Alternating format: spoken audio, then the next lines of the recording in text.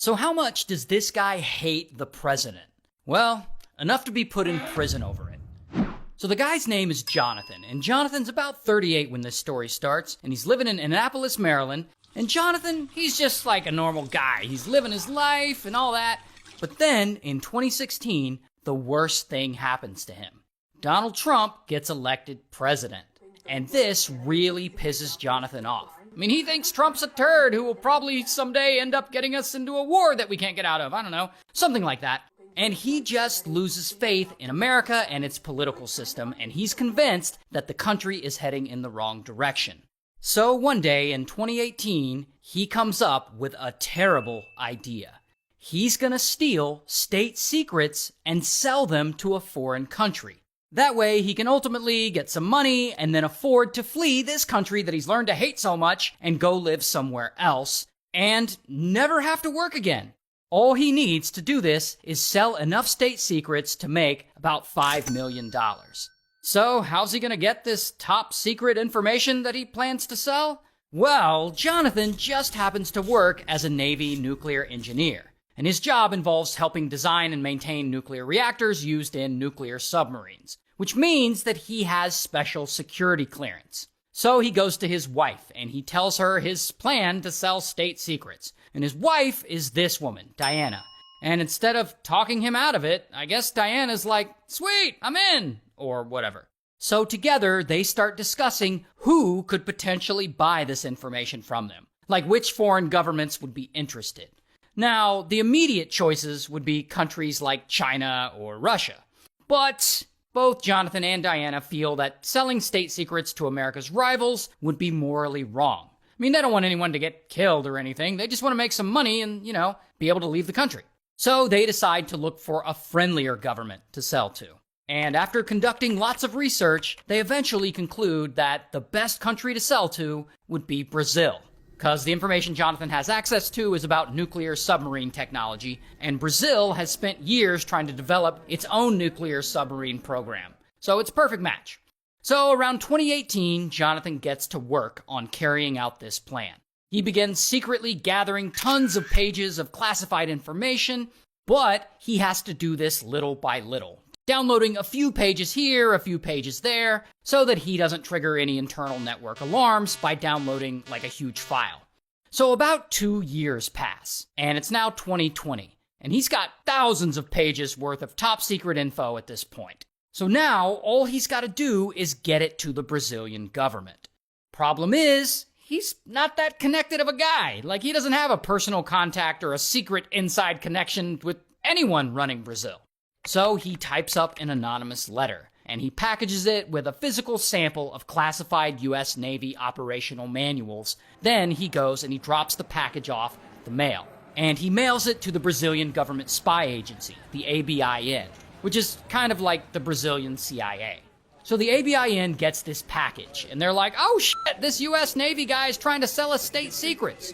Meanwhile, back in the U.S., Jonathan waits for a reply. And he waits. And he waits. And about 8 months pass, and he still hasn't gotten a response. But then, one day, he finally gets an email from the ABIN, because in his letter, he had instructed them on how to contact him via an encrypted email.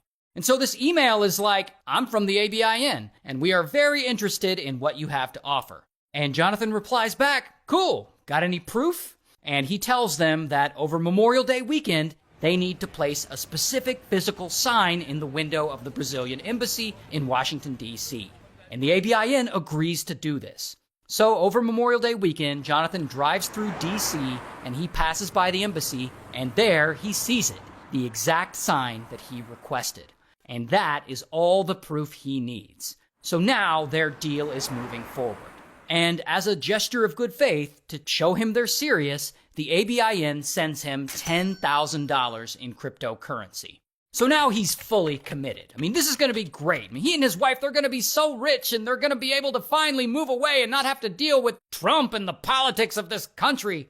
So he sends a message to the ABIN agents, and he tells them that he wants to pass some information over to them. And so they arrange a dead drop, where he'll quietly drop it off somewhere, and then an ABIN agent will come and pick it up.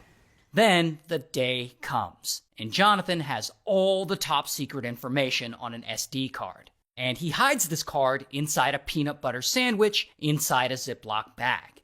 Then he and Diana drive to the park, dressed in hiking gear to blend in. And Jonathan, he walks along the hiking trail, and he drops the sandwich at the agreed-upon location. And later, an ABIN agent comes to get it. And once it's all done, Jonathan receives another crypto payment, this time $20,000. And about 2 months after that, they arrange another dead drop, with more classified information this time. So this time, Jonathan hides the SD card inside a package of chewing gum. Then he and Diana drive to a different park, dressed in hiking gear again, to blend in. And Jonathan walks along the hiking trail, and he drops the pack of gum at the agreed-upon location. Afterwards, he receives another crypto payment of $70,000. And Jonathan and Diana, they are thrilled at this point. Now they've gotten about $100,000 within just a few months. So they are inching their way toward that $5 million goal. And so it's starting to look like Jonathan and Diana, they might get away with actual espionage. Until... Here's the thing. To understand what's really going on, we need to rewind this story a bit. So he types up an anonymous letter, and he packages it with a physical sample of classified U.S. Navy operational manuals. Then he goes and he drops the package off at the mail. So the ABIN gets this package, and they're like, oh shit, this U.S. Navy guy is trying to sell us state secrets. But the ABIN doesn't actually email Jonathan. They want no part of what he's trying to do. Instead, they reach out to the FBI. And they're like, one of your Navy guys is trying to sell us their state secrets. And from that moment on, the feds take over the case. And they reach out to Jonathan via his encrypted email, and they pretend to be ABIN. Which means every message that he received was actually from the FBI. Every dead drop he made, he was actually making it to the FBI. And so eventually, the feds decide that they have a lot of evidence against him. And it's time to arrange one final drop so that they can swoop in and bust him. So they arrange the drop with Jonathan. This time, he hides an SD card inside of a Band-Aid wrapper, and he and Diane, they go out to a wooded area out of state to drop it off, and they're dressed like hikers again.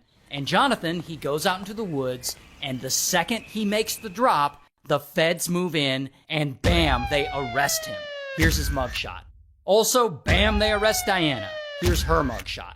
And ultimately, Jonathan takes a plea deal, and he gets sentenced to 19 years in prison, while Diana also takes a plea deal, and she gets sentenced to 21 years in prison.